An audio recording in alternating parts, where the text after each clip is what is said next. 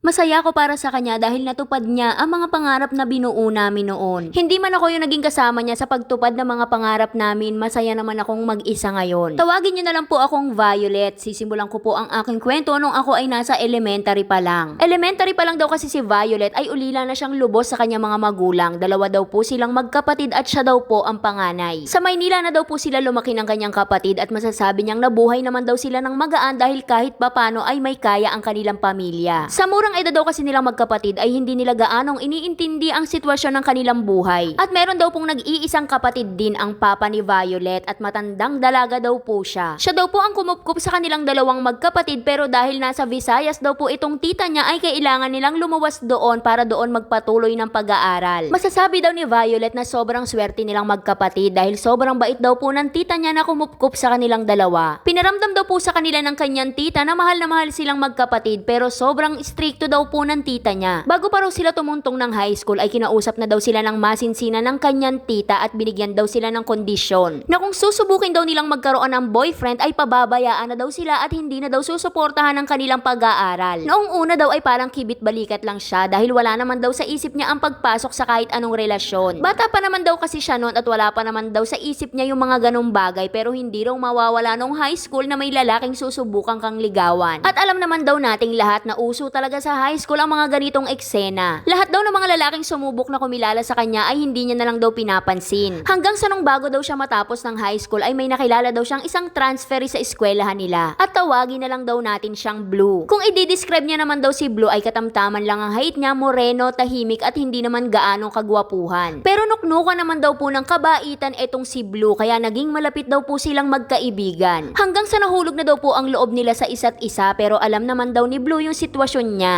Na mayroon siyang tiyahi na pinagbabawalan siyang makipagrelasyon at naiintindihan naman daw po yun ni Blue. Ang pangako daw sa kanya ni Blue ay handa siyang maghintay at tumungtong na daw po sila ng college sa parehong universidad. Nagkaroon daw silang dalawa ng mutual understanding relationship at dahil takot nga daw siya sa kanyang tita ay tinago niya na lang ang kanilang relasyon. Pero legal naman daw po sila sa pamilya ni Blue. At dahil sobrang napamahal nga daw sila sa isa't isa, nakakahiyaman daw aminin ay may nangyayari na daw sa kanila. Kaya pareho daw silang naglulook forward sa future nilang dalawa na magkasama. Halos na iplano na daw nila lahat kung saan nila gustong ikasal at kung ilang anak ang gusto nila at saan nila gustong tumira. Bumuo na daw sila ng mga pangarap na magkasama hanggang sa sabay na daw po silang gumraduate. Parehas daw silang walang mapaglagyan ng saya dahil sa wakas magiging legal na daw sila sa tita ni Violet. Pero dumating daw yung araw na nahuli ng tita ni Violet yung kanyang kapatid na may girlfriend na. Lalaki daw po yung kapatid ni Violet. Sobrang naging galit daw po ng tita niya sa kanyang kapatid at sinabihan daw po ito na hindi na susuportahan ang kanyang pag-aaral. Grabe daw po yung naging takot na naramdaman ni Violet dahil kahit tapos na siya sa pag-aaral ay kailangan niya pa rin tustusan ang kanyang nalalapit na board exam. Kung hindi daw kasi natin na itatanong, yung kinuha niya daw na kurso ay kailangan pang sumailalim sa board exam para matawag na profesional. Si Violet daw po ay nakapagproseso na ng mga papeles para sa review center na napili niyang pasukan. Pero kailangan niya pa rin daw dito ng pinansyal na tulong at parehos daw sila ni Blue na kailangan pang mag-board exam sa napili nilang kurso. At ganun din naman daw si Blue, nakapagproseso na daw siya ng mga papel para sa kanyang pagre-review. Pero grabe pa rin daw ang takot noon ni Violet dahil baka pag pinakilala niya daw si Blue sa kanyang tita ay hindi na siya suportahan. Kinausap naman daw po ni Violet si Blue tungkol dito pero puro pagkadismaya lang daw po ang kanyang naramdaman. Dahil sobrang tagal niya na daw pong panahon na itinago at hindi man lang siya masagot. Umasa daw kasi ng husto si Blue na pagparehas na silang graduate ay pwede na. Pero hinayaan pa rin daw ni Violet na pangunahan siya ng takot. Mahal na mahal niya naman daw si Blue pero mahalaga din sa kanya ang kanyang kinabukasan. Mataas daw po ang pangarap niya para sa kanyang sarili at para sa kanyang kapatid. Lalo na at ulila na silang lubos. Naging maayos pa rin naman daw ang relasyon nilang dalawa ni Blue at nanatili daw sila sa mutual understanding relationship. Parehas daw silang naging busy para sa pagre-review pero isang araw daw ay kinausap na lang siyang bigla ni Blue. Siya daw po ay sumusuko na sa kanilang relasyon. At napagtanto niya raw na para silang naglolokohan at naghihintay na lang sa wala. At sinabi rin daw sa kanya ni Blue na mayroon ng ibang nilalaman ng kanyang puso. At nung marinig daw po yun ni Violet ay hindi daw siya umiyak, hindi naman daw siya manhid. Pero alam niya daw na may nag-iba na dahil nagbago daw ng pakikitungo sa kanya si Blue simula nang nalaman niyang hindi siya kayang ipaglaban ni Violet. Parang in-expect daw kasi ni Violet na darating ang panahon na aayaw talaga sa kanya si Blue pero nasaktan pa rin daw siya ng sobra. Iba rin daw pala talaga kapag naranasan mo na talaga. Nahirapan daw siya mag-focus sa kanyang review pero sa awa ng Diyos ay nakapasa naman daw po siya sa board exam. Isa na po akong lisensyadong professional ngayon at masaya po akong akong mag-isa. Dito na rin po ako naninirahan ngayon sa Maynila dahil mas maraming oportunidad para sa akin dito. Ang kapatid ko naman po ay graduate na rin, nagkaroon na rin po siya ng sarili niyang pamilya at mayroong isang anak. Ang tiyahin ko naman ay pumanaw na dahil sa isang malubhang sakit. Ang huli ko pong balita kay Blue ay kinasal na siya at ngayon ay may dalawa ng anak at masaya na rin ako para sa kanya. Dahil natupad niya ang mga pangarap niya na kahit hindi ako ang kasama niyang tuparin yung mga pangarap na binuo namin noon na magkasama. Hindi po ako humihingi ng payo, nais ko lamang pong ibahagi ang aking kwento. Hanggang dito na lang, Ate Charis. Lahat naman ng pangyayari sa buhay natin ay may dahilan. Ang ibig sabihin lang siguro neto ay baka hindi talaga kayo yung meant to be. Siguro si Blue ay magiging parte na lang talaga ng buhay mo at ng iyong pagkatao. Kasi kaya tayo ganito ngayon dahil yan sa mga pinagdaanan natin noon at sa mga taong nakasama na rin natin. At para sa mga gustong sumulat para ipakwento ang kanilang pinagdaanan, dito lang po yan sa ating Facebook page na Saycarp. Huwag kalimutan mag-follow para updated ka sa mga kwentuhan natin araw-araw. Kaya dahil dyan, graduate ka na Jenilyn Pabilonia, Linmer Bernabe, Justin Keita Duran, Leslie Machencio Donicio. Kaya yun lang. Like and share para alam mo kung ano ulam namin bukas. Bye-bye!